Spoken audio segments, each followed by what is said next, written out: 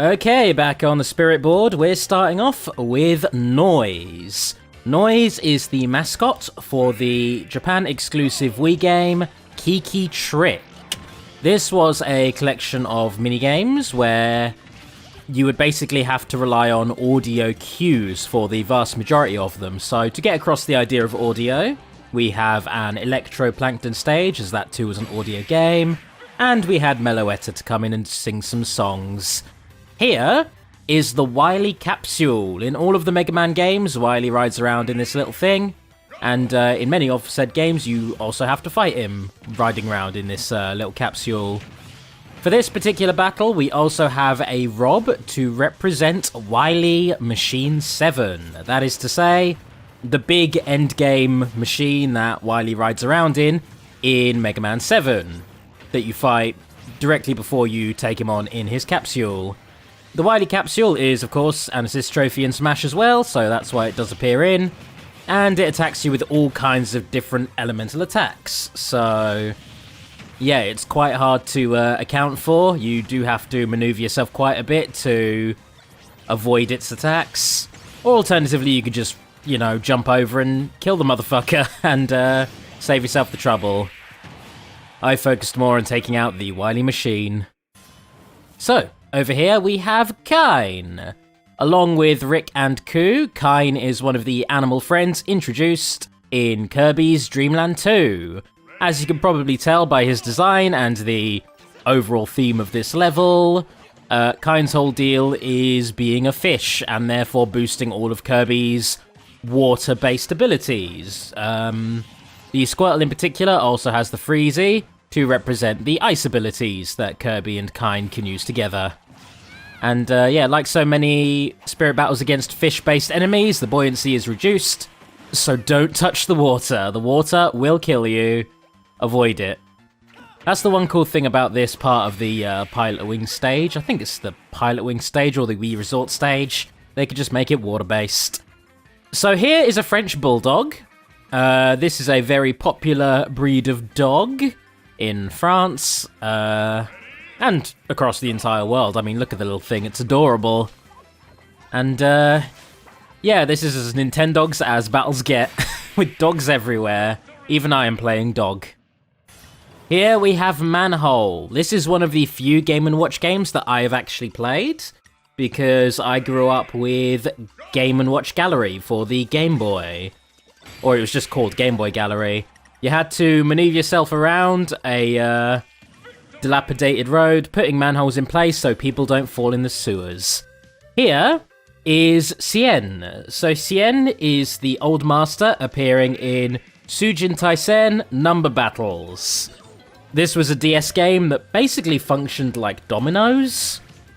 So yeah, for that reason we have this particular assist trophy coming in, which throws numbers everywhere, again, numerical dominoes, and even the grid in the back gives the overall theme of squares and such, so that's nice. And there he goes. Here we have Lubba. Lubba is the commander of the Face Ship in Super Mario Galaxy 2, or the Starship Mario, if you want to be boring. So yeah, Lubba is omnipresent throughout that game, and he just kind of chills. And here we have Kix. Kix is one of the merchants in the Animal Crossing series, selling socks and shoes to the player. In New Horizons, Kix is also the exclusive seller of handbags and rucksacks. So yeah, pretty cool guy. He is Skunk. And for this battle, to represent the fact that we have nice shiny new shoes, everyone is moving uncontrollably fast,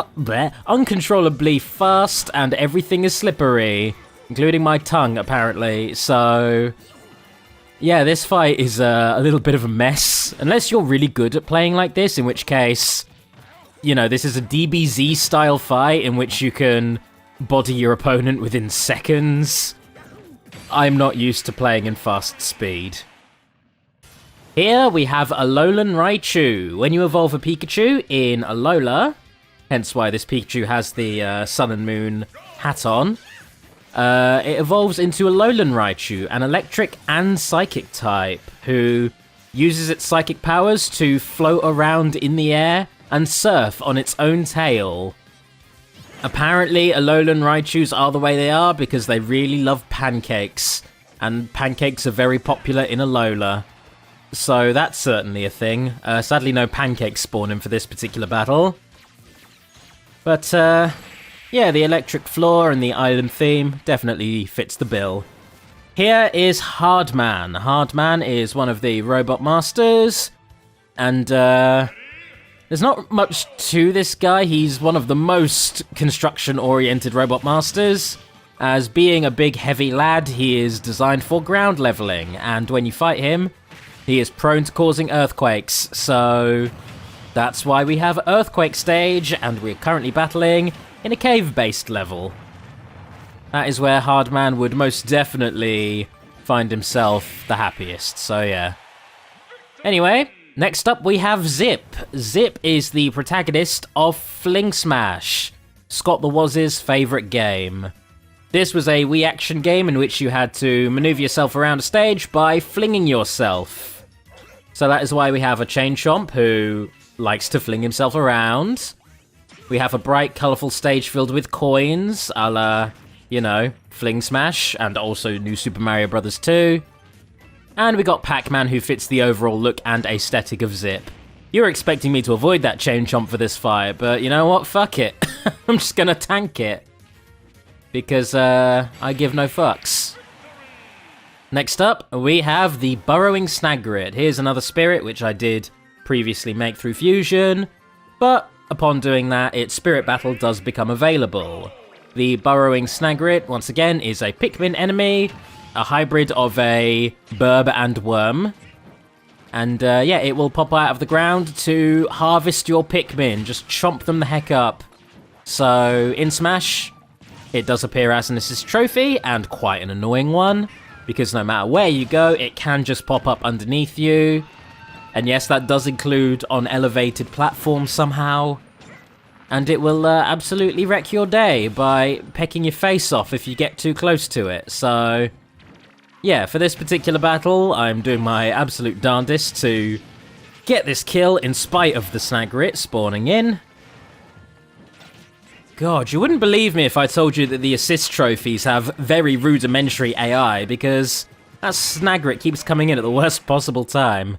Here, we have Boo Mario. In Super Mario Galaxy 2, you can pick up the Boo Mushroom and it turns you into Boo Mario, allowing you to freely float around and make yourself transparent and go through walls and shit. So, yeah, very, very cool.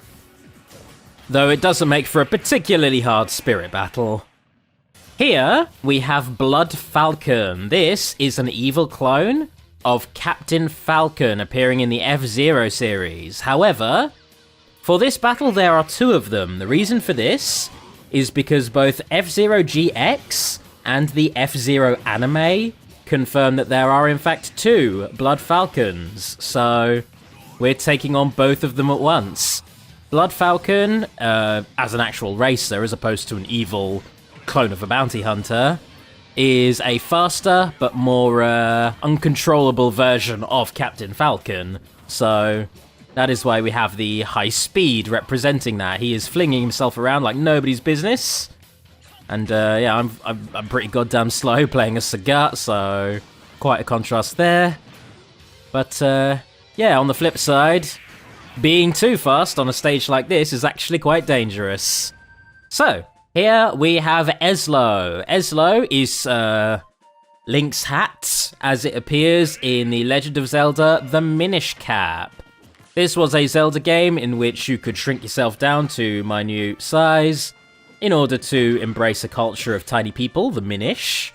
And that is why we're currently on a Pikmin stage, and you know, why the enemy is changing in size. On top of that, Eslo, throughout the game, is also your guide. He tells you where to go and what to do. So for that reason, we have the controls constantly swapping. Maybe that's just throwing shade at the fact that maybe Eslo's not that good of a guide. And here we have Brock Monsieur. So this is a block person appearing as an ally in Mario and Luigi, Bowser's Inside Story. He appears in distress, and Bowser, of all people, has to save him. And upon doing so, Brock Monsieur gives you the vacuum block, allowing Bowser to suck up enemies so that Mario and Luigi, currently residing within his body, have to deal with them. Now, a cool thing about Brock Monsieur is during the battle with him, when he gives you a little tutorializing battle, he can flip his heads upside down to give himself angry eyes and become way more powerful. Hence why we have these battle conditions where Pac-Man is buffed up. Here, we have Mattel. Mattel is a fish, mermaid, I guess. Anyway, in the Legend of Starfy 4, she is a princess who calls upon Starfy to help save her kingdom from the evil Dajil. Starfy also has a crush on her, but this sadly goes unrequited.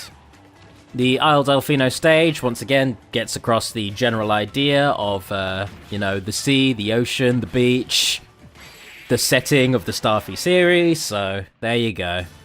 Here is Tatsu. Tatsu is a Nopon party member appearing in Xenoblade Chronicles X. Unlike Riki, who is a middle-aged man with quite a life under his belt, Tatsu is only 13 years old, and he joins the party with hopes of proving himself and making something of himself.